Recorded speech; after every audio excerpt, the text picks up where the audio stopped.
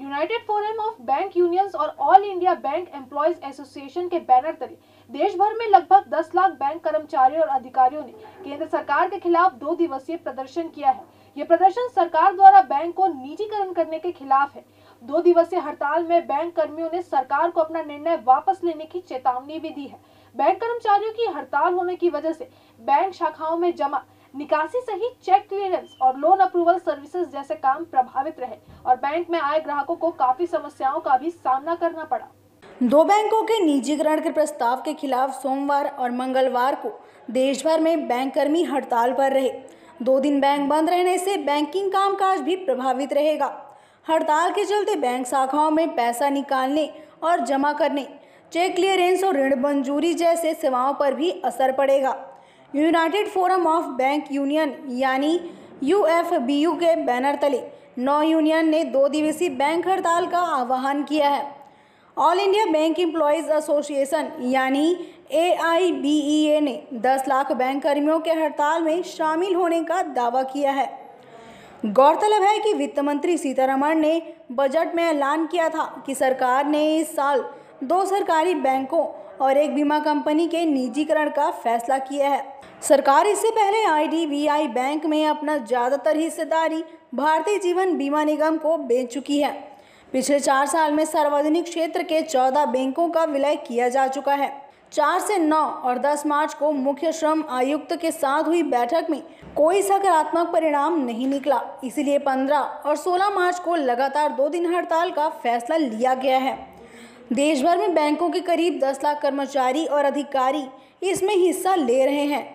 UABU के पदाधिकारी ने केंद्र सरकार पर मोर्चा खोलते हुए रायपुर में भी जमकर प्रदर्शन किया।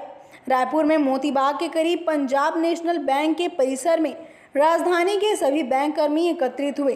केंद्र सरकार और प्रधानमंत्री मोदी के खिलाफ जमकर नारेबाजी की। सभी बैंक कर्मी अपने 2 दिन के वेतन को कटवाकर निजीकरण के खिलाफ लामबंद नजर आए हैं। बैंक कर्मियों की माने तो निजीकरण से बैंक कर्मचारियों के साथ साथ आम लोगों को भी काफ़ी दिक्कतों का सामना करना पड़ेगा। यही कारण है कि सरकार के निर्णय के खिलाफ अभी से यह बैंक कर्मी लामबंद हो चुके हैं, ताकि सरकार अपने निर्णय से पीछे हटे और आम जनता को राहत मिल सके। और हड़ताल का एकमात्र कारण है जो वित्त मंत्री ने बजट पेश किया 1 तारीख को, 1 फरवरी को, उसमें उन्होंने जो घोषणा की थी कि 2 राष्ट्रीयकृत बैंक, एक IDBI बैंक और एक जनरल इंश्योरेंस को वो प्राइवेटाइज करने जा रही है, निजीकरण करने जा रही है। इसके विरोध में हमने पूरे महीने भर 14 फरवरी से हमने कार्यक्रम शुरू किए और आज उसके अंत में 15 और 16 मार्च को पूरे देश भर में हम 2 दिवसीय हड़ताल पे हैं। सिर्फ एक कारण है कि बैंकों का प्राइवेटाइजेशन नहीं होना चाहिए। बिल्कुल सवाल उठते हैं क्योंकि अगर हम आम जनता के बारे में, जो गांव और ग्रामीण क्षेत्र है उनके बारे में अगर ध्यान दें तो हमें समझ में आएगा कि प्राइवेटाइजेशन कितना अहित में है एक आम जनता के, इसलिए बिल्कुल सवाल उठते हैं।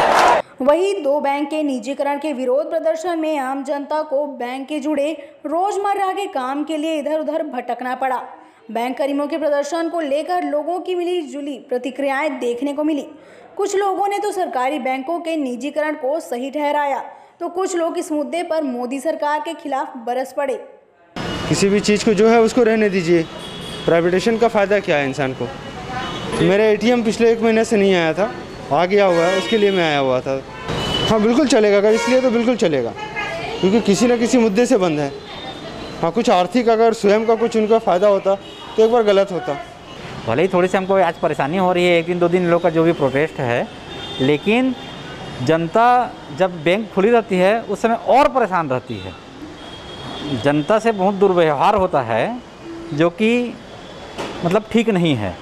लेकिन अगर निजी बैंक में, अगर एक निजी बैंक या कोई भी गवर्नमेंट की संस्था है, गवर्नमेंट को सिर्फ निरीक्षण संस्था रहनी चाहिए। गवर्नमेंट निरीक्षण करे, ना कि उसका चलाए बैंक, उसको समझ जाइए। बैंक कर्मी और आम जनता ही नहीं, विपक्ष भी सरकारी बैंकों के निजीकरण के विरोध में है।